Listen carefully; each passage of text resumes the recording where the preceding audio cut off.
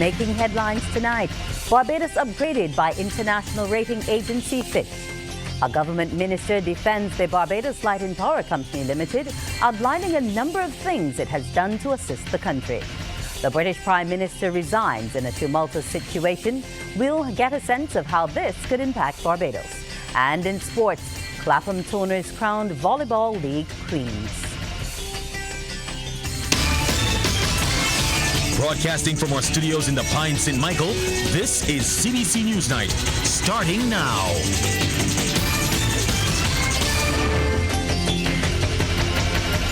Hello and welcome to the CBC NewsNight. I'm Wendy Britt. A ratings boost for Barbados tonight. Fitch Ratings has assigned the island a long-term foreign currency issuer default rating of B with a stable rating outlook. Fitch, which is one of the three leading rating agencies, now has Barbados on its radar, a clear indication that confidence is returning to the market, and this is an upgrade for the economic position of the country. It lists the key rating drivers as strong governance, high debt, Barbados' ratings balance, high GDP per capita, and governance scores, a strengthened external liquidity position, and a more favorable debt repayment profile, following a comprehensive 2018-2019 restructuring. The rating is supported by the recent IMF staff-level agreement to access Resilience and Sustainability Trust with an accompanying extended fund facility, which underpins the reform momentum and alleviates financing constraints, as well as Fitch's expectation of a relatively quick reduction in the debt burden from high levels in the forecast period. Fitch says the economy has begun to recover, with growth in the first half of 2022 reaching 10.5%, driven both by base effects and the recovery of the tourism sector. For a better understanding of what this means, we turn to Minister in the Ministry of Finance, Ryan Strawn, now for a deeper analysis of this rating. Good evening and welcome to you, Minister Strawn. Hi, good evening, Wendy, and thanks to your listeners. Initially, the rebound... Sorry, go ahead. Yes. Initially, the rebound for Barbados was slow, but Fitch now sees full recovery for us by 2025 in some sectors.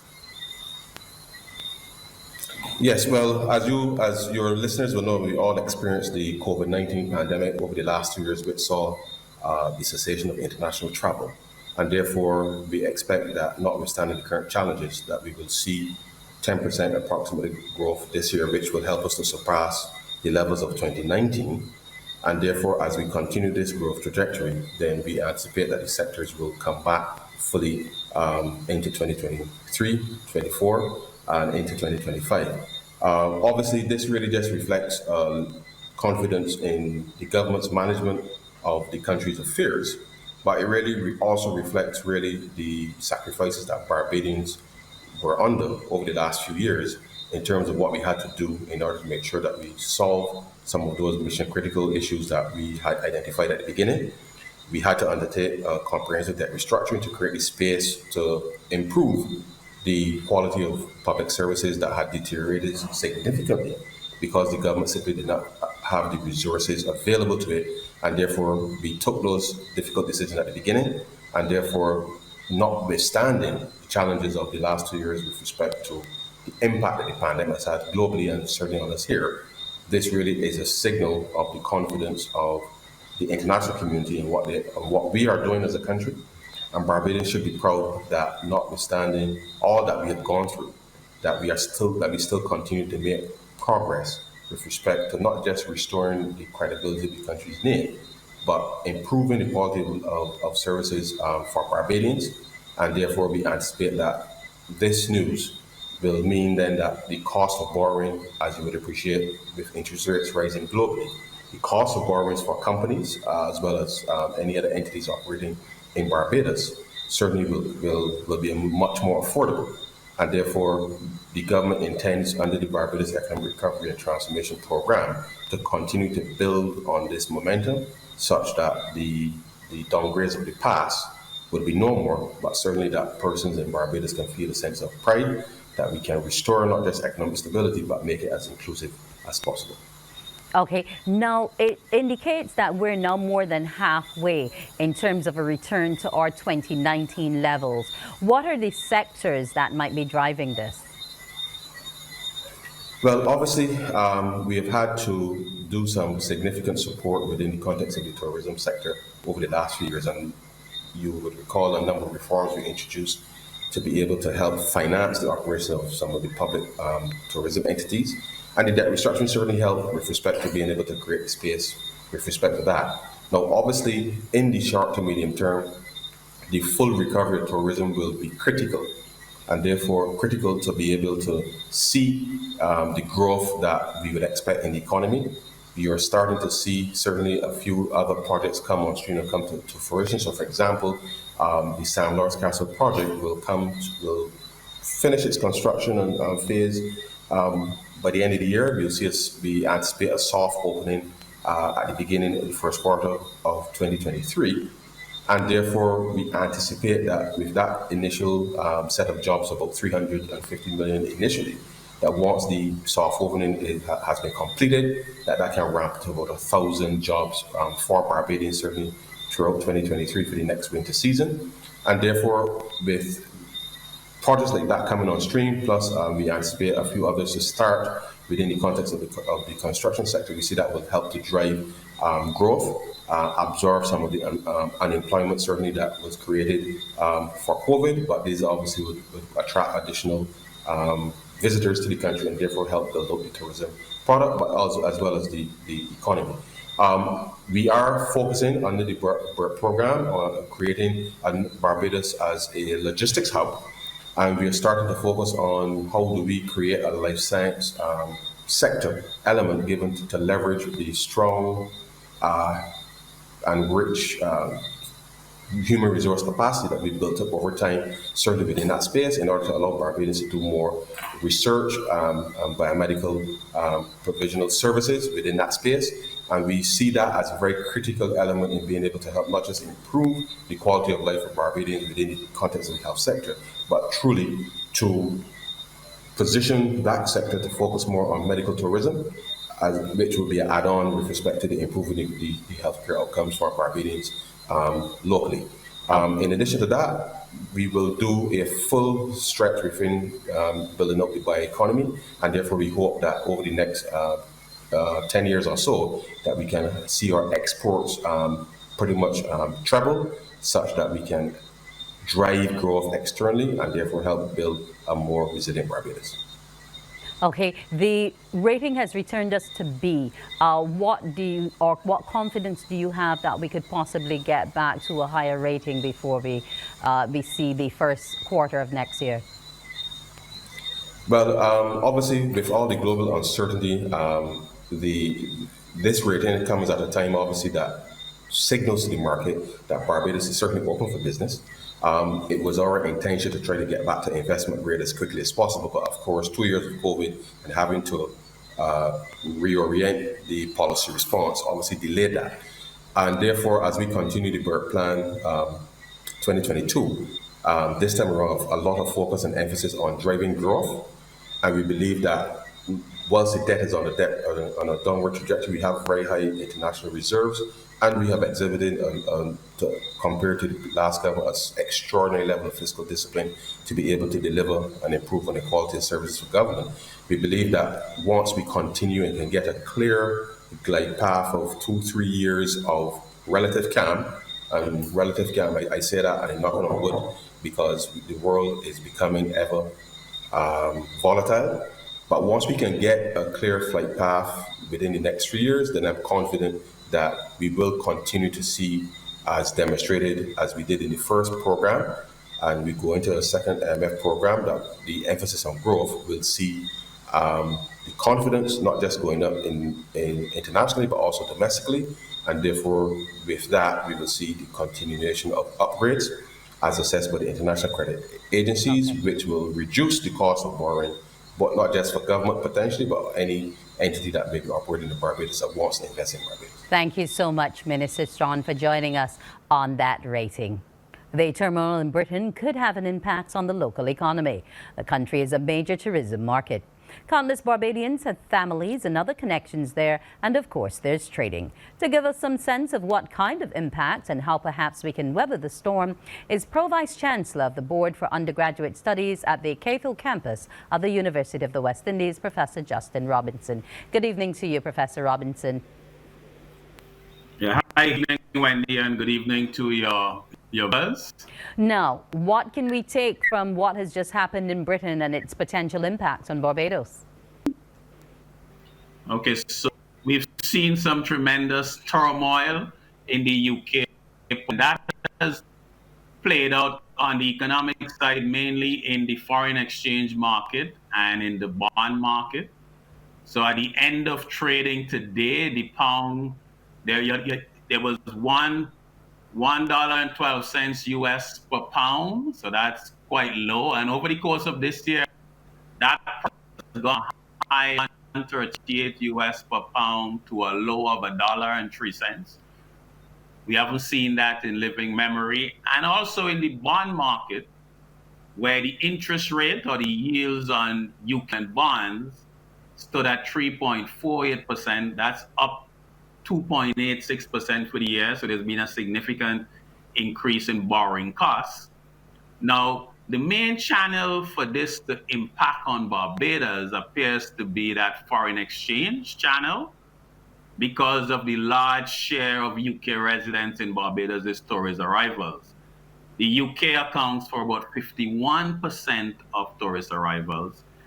And the impact on Barbados through this channel, I think, would come if we see a significant and a sustained decline in the value of the pound, because that can be a negative for tourist arrivals and tourism spend.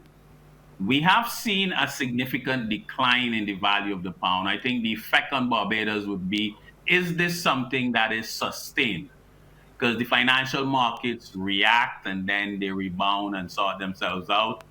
Holidays in particular are paid, they're booked and paid for well in advance. So I think the impact on our tourism sector in terms of arrivals and spend will depend on whether or not this is a sustained decline.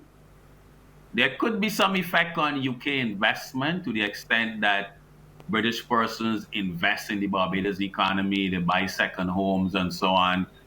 Again, a sustained weakness in the pound would make those more expensive, and you could see that reduce although the person buying luxury villas in Barbados might be the less price sensitive. I think another effect could be significant pensions here in Barbados are relying on pensions in pound income coming to the UK, and the power of that could be reduced. So I think so clearly a lot more oil in the UK financial markets, but the impact will depend on if significant decline in the pound is sustained for a long period of time. Now, in terms of our trade and those who do have goods coming out of the UK, etc., will they have to be digging that much deeper into the pockets to be able to land them here? Okay, so, however, well, we don't do that much trade in goods with the UK, but to the extent that persons are importing goods from the UK into Barbados, they would see a benefit from the pound is weaker relative to the dollar, so stuff you are buying in the UK is going to be cheaper in Barbados dollars. So importers who are reliant on the UK channel could see a benefit, but that's not a significant amount of trade for Barbados nowadays. The main trade is in services with those tourists. And finally, in terms of monitoring this trend, what should we be doing? What should we be looking out for? Again, I think we need to keep a close eye on the value of the pound. And over the next week and a half, we should see a new British Prime Minister, maybe a new Chancellor. And I think a key element would be whether the person chosen, the policies of the foreign exchange UK, so that we don't sustain the decline in the value. Because I stay is what can hurt us. Markets go up and down, investigations are made with a longer term perspective, but if there is that sustained decline, if markets don't get calm, then we could definitely see some negatives for the Barbados economy. Okay, I want to thank you so much for joining us, Professor Robinson. Thank you and good evening. Good evening to you. Coming up, some support for the BLNP in the face of recent criticism.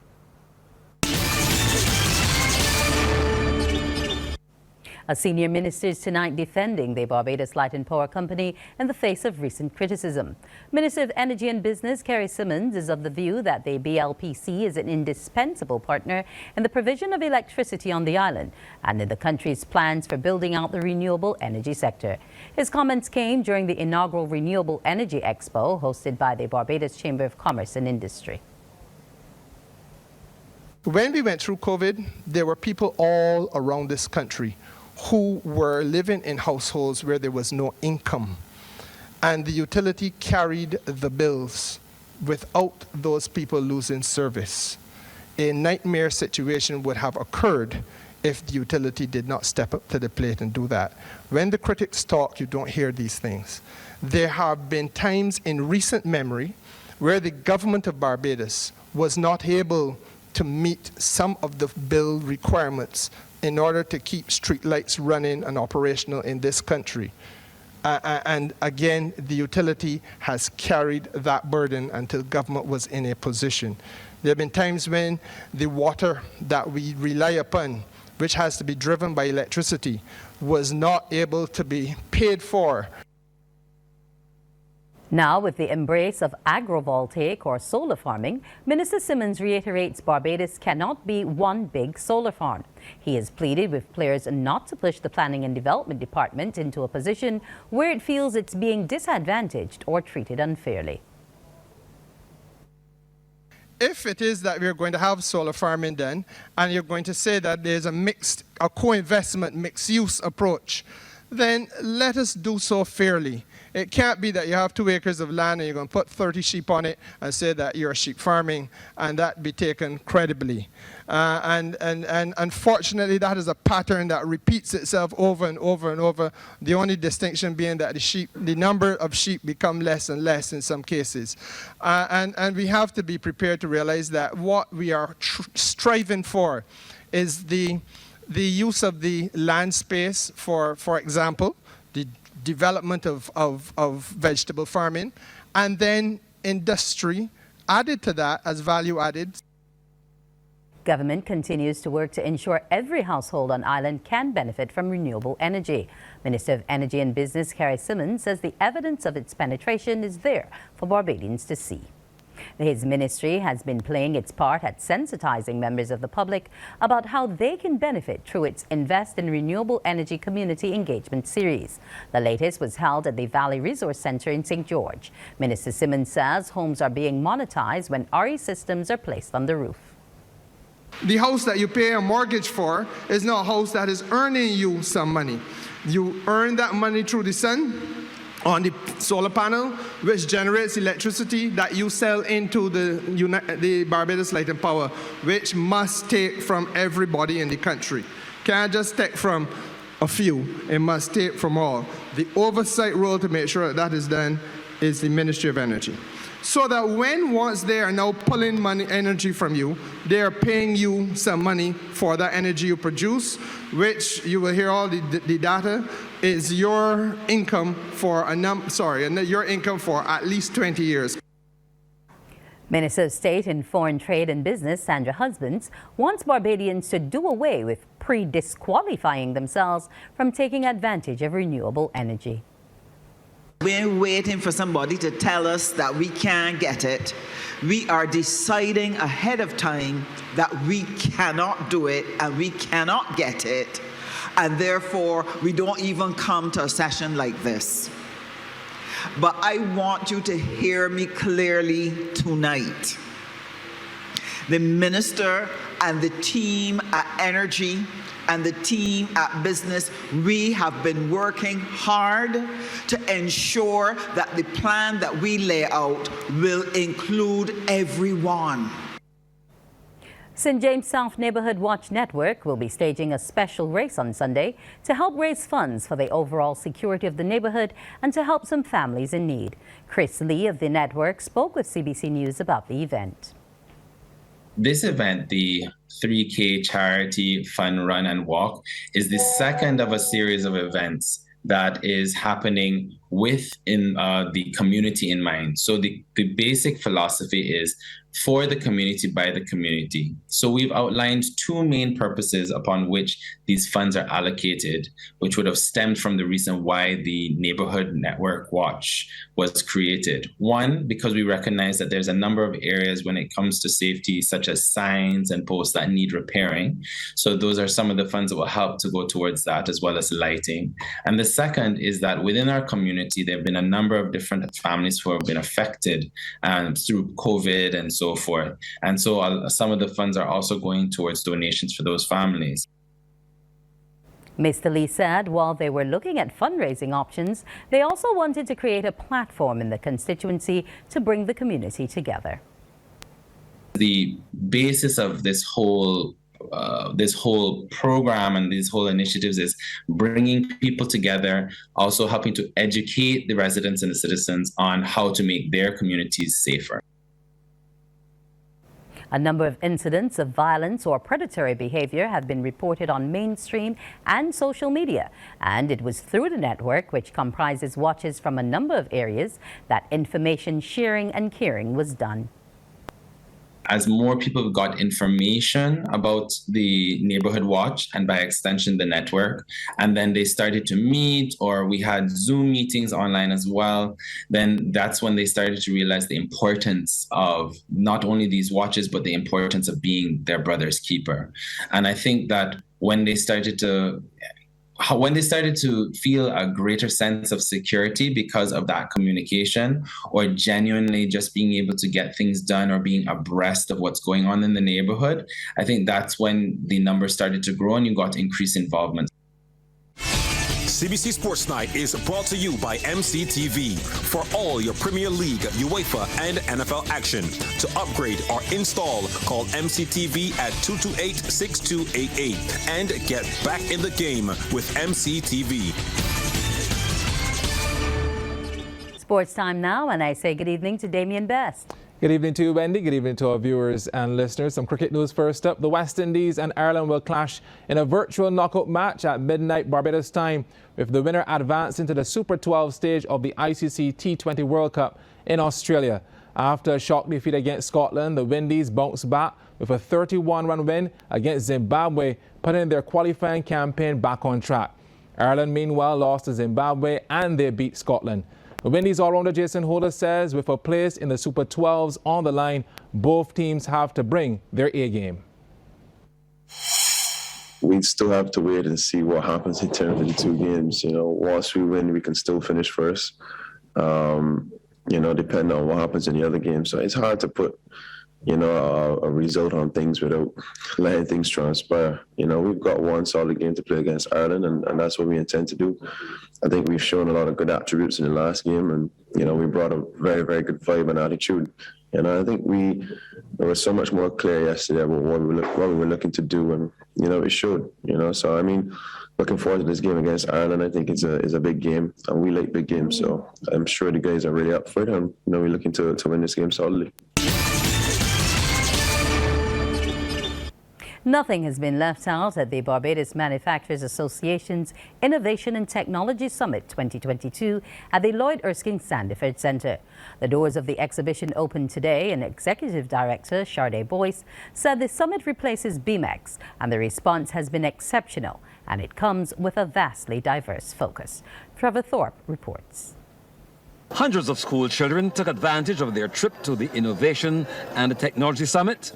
BMX Executive Director Sharday Boyce said it was not only an exhibition, but will give exposure and training in a number of areas geared towards school children. This, she said, was to prepare them for the world of work and show them aspects of the business world. So we're going to have the schools, we are going to put on a show. It's our soft launch. We have our full opening tonight, but this is our soft launch specifically for our children. We want to embrace the people of Barbados at this year's exhibition. Therefore, we also have a training and development session. The first session is about soap manufacturing, and we really want to teach persons about, upholding standards within the soap manufacturing sector. We think that is very important from a quality perspective, but also a training perspective. So we are going to have persons who are not only interested in soap manufacturing, but if they are looking to train persons in terms of making soap, we want to teach them about the proper standards in terms of doing so.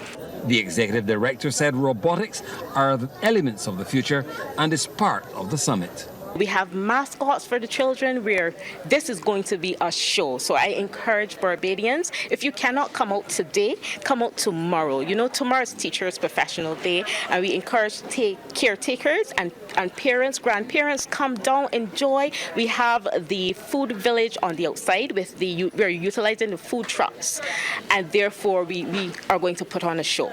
Nothing has been left out of the exhibition, and Ms. Boyce said the 4-day exercise has something in it for all ages. We specifically and strategically curated this exhibition this year. So you would see a lot of the non-traditional manufacturers, because our aim is to diversify the economy in Barbados. And Barbados Manufacturers Association, we intend to do so. And we are excited to start with this exhibition. The summit will end on Sunday. Trevor Thorpe for the Business Report. 3D printing is gaining momentum in the business landscape of Barbados. Founder of Red Lab, Delana Blackman, told the Business Report from his exhibit at the Barbados Manufacturers Association's Innovation and Technology Summit, it is more than placing ink on paper. 3D printing is just the process of building material layer by layer, one on top of the other, as opposed to subtractive manufacturing where we cut material away like wood, metal, that kind of thing. And additive manufacturing, another word for 3D printing, is just the opposite. So just building layer upon layer of material. CBC Sports Night is brought to you by MCTV for all your Premier League, UEFA, and NFL action. To upgrade or install, call MCTV at 228-6288 and get back in the game with MCTV. Time now for round 2 of sports. Thanks so much, Wendy. Well, Burger King Clapham Toners are the league queens of the Goddard Enterprises Limited Division 1 volleyball tournament. Last night at the Wildy Gym, they defeated Club United in 4 sets to move to 51 points with 11 victories. Key fixture of the night, Burger King Clapham Toners closest to the screen, taking on Club United. Toners needed a victory to secure the league title. The net a worthy ally in the cause, Point Toners. The attack this time coming from the left of screen, Ashley Marshall targeting the backcourt. The club defensively managed the situation well, but it was Marshall's second effort that made the difference. Club unable to respond. But credit to the girls in blue. They put some doubt in the Toners camp early, forcing their opponents to recalculate, using the free ball on this play to their advantage, trickles off the block and in. The placement was pinpoint at times too. Could the club have the right formula to end the league season on a high? Space on offer and taken. Then showing sharp reflexes at the net to keep the play alive. Eventually winning the opening set 25-23. But after a pep talk from the coach, Toners rediscovered their form to take firm control of the second and beyond. Raquel Reisman-Mendez and co not on the same page. Toners good as goal in the second and third sets to win at 13 and 14 respectively. Moving to the brink of victory, Ashley Jordan with hang time and execution. That's a kill. Leading by example again, Jordan with the serve ace. Marshall flexing some muscle too, bringing down the hammer with Toners now in cruise control. Let's skip ahead to the all-important fourth set. A case of putting the icing on the cake. Jordan a bit too much on the effort, but thanks to the libero, it's Point Toners. The club, who only won 2 matches this season, didn't do themselves any favors. Nicole Pakrin needing a bionic arm to keep that one alive. Set and match point. Who else? Jordan. Toners, league champions, doing it in 4. 23-25, 25-13, 25-14, 25-15.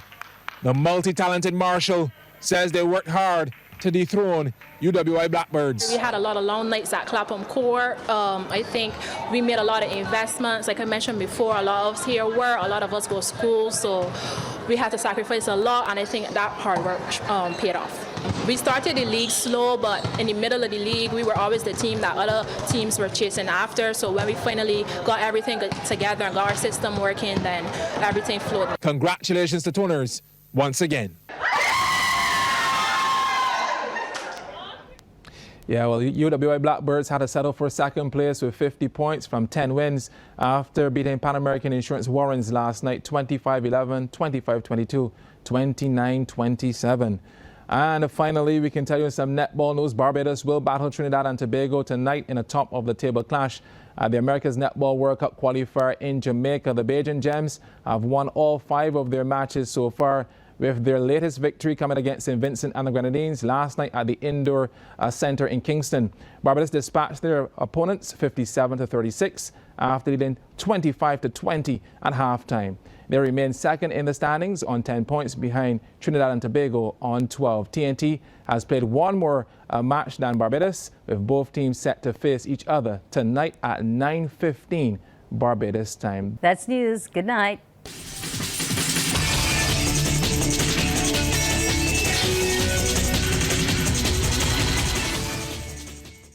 Thanks for visiting us. To get more stories like this one, like and subscribe to our YouTube channel.